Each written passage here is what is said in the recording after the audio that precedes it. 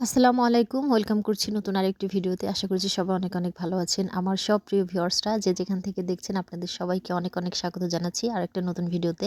সবার সুন্দর এবং সুখময় জীবন কামনা করছি। সবার জন্য রইল অনেক, অনেক ভালোবাসা। যে সবার জন্য এত কিছু করতো আজকে তার জন্য এত আয়োজন সত্যিই ভাবতে খুব অবাক লাগে। আমাদের পরিবারে যত বড়, বড় অনুষ্ঠান এবং অত্র এলাকায় আমাদের পরিবারের মতো এত বড়, বড় অনুষ্ঠান কখনোই হয় না এবং এর সবগুলো অনুষ্ঠানই হয়েছে আমার বড় চাচার হাত দিয়ে। সে অনেক, অনেক বড়, বড় অনুষ্ঠান আমাদের বাড়িতে করেছে। যেমন আমার চাচার বিয়ে, আমার ফুপুর বিয়ে, আবার আমার দাদি যখন মারা যায় তার জন্য যে খরচ করা সেটাও আমার বড় চাচা অনেক বড় পরিসরে করেছিল।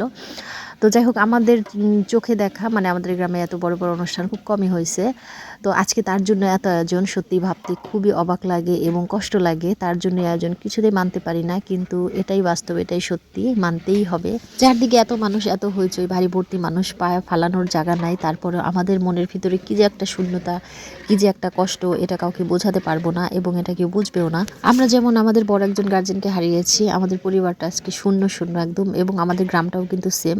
আমার বড় চাচা মৃত্যুর সাথে সাথে মনে হয় যে আমাদের গ্রামের একজন মাথায় চলে গেছে, আমাদের গ্রামের ছাদটাই যেন উঠে গেছে, এরকম একটা অবস্থা হয়ে গেছে। আমাদের গ্রামের যত বড় বড় কাজকর্ম সেগুলো কিন্তু আমার বড় চাচার হাত দিয়ে হয়েছে। যেমন আমাদের মসজিদ, তারপরে আমাদের কবরস্থান, তারপর আমাদের গ্রামে একটা প্রাইমারি স্কুল হয়েছে, এগুলা কিন্তু আমার বড় চাচার হাত দিয়ে হয়েছে।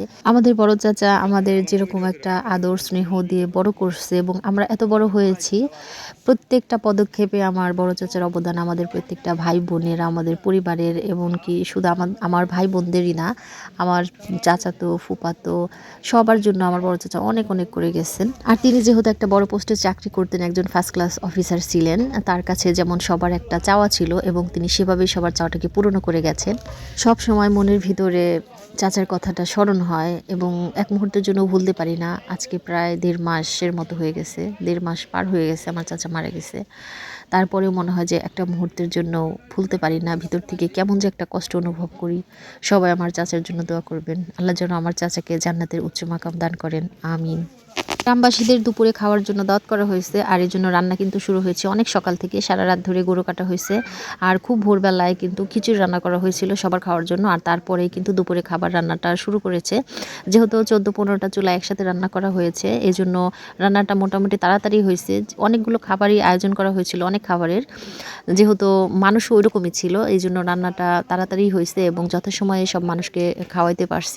আমরা সবাই অনেক বেশি টেনশনে ছিলাম যে খাবার দাবারে শর্ট পড়ে যায় কিনা, যেহেতু খরচের দাওয়াত, আর খরচের দাওয়াতে কিন্তু এমনিতেই মানুষ অনেক বেশি হয়। দেখা যায় এই দাওয়াতটা মোটামুটি সবাই আসে, মিস করে না কেউ। বিয়ের দাওয়াতে কিন্তু অনেক মানুষ মিস করে, কিন্তু খরচের দাওয়াতটা কিন্তু মিস করে না কেউ। কিন্তু আল্লাহ সব কিছু ঠিকঠাক করে সুন্দর মতনই সব অনুষ্ঠানটা আর কি করে ওঠানোর তৌফিক দান করছেন। আর খাবার দাবার এত বেশি বেঁচে গেছিল, আল্লাহ মনে হয় যে সব কিছুতে আরো বরকত বেশি দান করেছিলেন। আমাদের বাড়িতে অনেক বড় বড় অনুষ্ঠানে কিন্তু আমার আব্বা আর আমার বড় কাকাই দায়িত্ব পালন করতেন এবং আমার আব্বা সবসময় বলেন, তোর এত টেনশন করিস না, দেখবি সব কিছু ঠিকঠাক হবে। আসলে হয়ে যায়, কিন্তু কেন জানি আমাদের অনেক বেশি টেনশন হয়। গরুর মাংস ছিল, আর যারা গরুর মাংস না খায় তাদের জন্য মুরগির মাংসের আয়োজন করা হয়েছিল, আর ছিল ডাল, আর দই তো ছিলই, আর সাথে ছিল সাদা ভাত। শীতের দিন হওয়ায় দিনটা কিন্তু অনেক ছোট, আর সকালবেলা এমনিতেই তো রোদ উঠতে অনেক বেশি দেরি হয়, আর এই সময়টা কিন্তু একদম রোদ ছিলই না, শৈত্যপ্রবাহ ছিল, যার জন্য দিন সকাল বিকাল কোনোটাই বোঝা যাচ্ছিল না। কিন্তু আমাদের রান্না কিন্তু 12টার মধ্যে হয়ে গেছিল এবং 1:30টার সময় সকল লোককে আমরা খেতে দিতে পেরেছি। আমাদের গ্রামের মানুষ এবং আমাদের সামাজিক যে মানুষগুলো যারা আছে তারা এত বেশি আন্তরিক, বিশেষ করে আমাদের বাড়ির অনুষ্ঠানগুলায় তারা এত বেশি সহযোগিতা করে এবং আন্তরিকভাবে কাজ করে দেয়। এজন্য আমরা আসলে তাদের প্রতি অনেক বেশি কৃতজ্ঞ।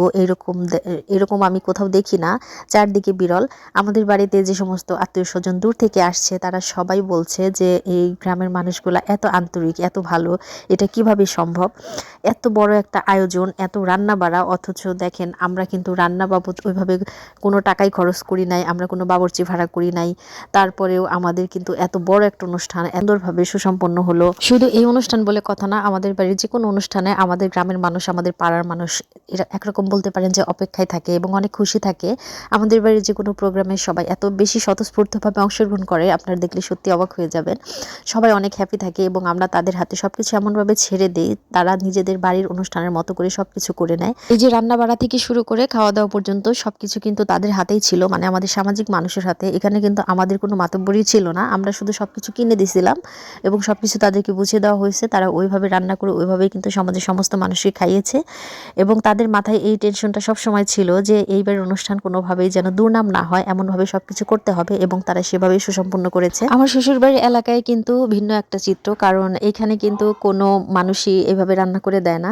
ছোটোখাটো একটা প্রোগ্রাম এখানে হলে কিন্তু বাবুর্চি ভাড়া করে রান্না করতে হয়, আর গ্রামে যারা রান্না করে তাদের কিন্তু অর্থের বিনিময়ে তারা রান্না করে দেয়, তাদেরকে একটা নির্দিষ্ট পরিমাণ সমাজের মানুষ হয়ে যদি সমাজের মানুষের কোনো উপকারে না আসি তাহলে এরকম মানুষ হয়ে লাভ কি, আমার কাছে এটা মনে হয়। আমি মাঝে মাঝে আপনাদের ভাইয়ার সাথে বলি যে আমি যদি কোনো অনুষ্ঠান করি বাড়িতে, তাহলে আমি আমাদের গ্রাম থেকে লোকজন এনে তারপর অনুষ্ঠান করব, এই এলাকার মানুষ দিয়ে আমি রান্না করাবো না। মাঝে মাঝে রাগ হয়ে এরকম বলি, আর না হলে আমি বাবুর্চি দিয়ে করাবো।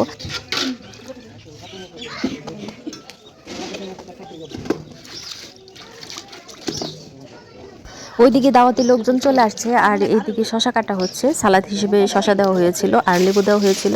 তো সালাদ হিসেবে আর অন্য তেমন কিছু করা হয় নাই, যেহেতু গরু মাংস, সাদা ভাত আর দই আছে, তাই সালাদটা ওইভাবে গুরুত্ব দেওয়া হয় নাই।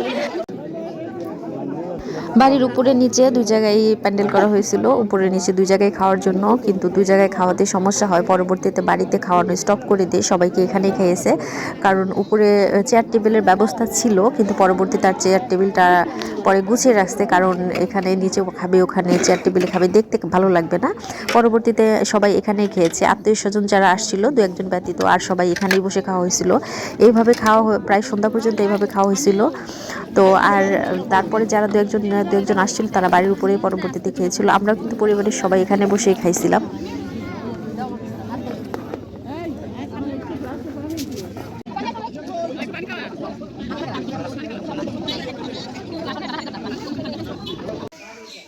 এটা রাত্রিবেলা আমি এই যে দইয়ের ঘরে আসছি, অনেক দই কিন্তু বেঁচে গেছিল। আমাদের দুই ঘরে দই করা হয়েছিল, এই ঘরে আর আরেকটা ঘরে। তো ওই ঘরের সব দই শেষ হয়ে গেছে, আর এই ঘরে এখনো কিন্তু এই যে ঢাকা দেখছেন, এটা তালাই দিয়ে ঢেকে রাখা হয়েছে, নিচে কিন্তু এখনো অনেকগুলো দই রয়েছে। তো এগুলা পরদিন সকালে আরো আত্মীয় স্বজন যারা আসে তাদেরকে খাওয়ানো হবে। দূরের আত্মীয় স্বজন যারা ছিল তাদেরকে কিন্তু দই দিয়ে দেওয়া হয়েছিল, যারা নিতে পারছে আর কি, আর যারা নেয় নাই তারা তো নেয় নাই। আবার বাড়ির কাছে আমার ফুপুদের বাড়ি আছে, আরো আত্মীয় স্বজন আছে, তাদের বাড়িতেও পাঠানো হয়েছিল, এবং আমাদের পাড়ার প্রত্যেকটা বাড়িতে একটা করে দইয়ের পাতিল দেওয়া হয়েছিল, এত বেশি দই বাঁচছিল। তো এটা পরদিন সকালবেলা ওই যে যারা রান্নাবাড়ার কাজে আমাদের সহযোগিতা করছে তাদের সবাইকে আবার সকালে খাওয়ানো হচ্ছে। আর এখান থেকে আজকের মতো আমি ভিডিওটা শেষ করে দিচ্ছি। আল্লাহ হাফেজ।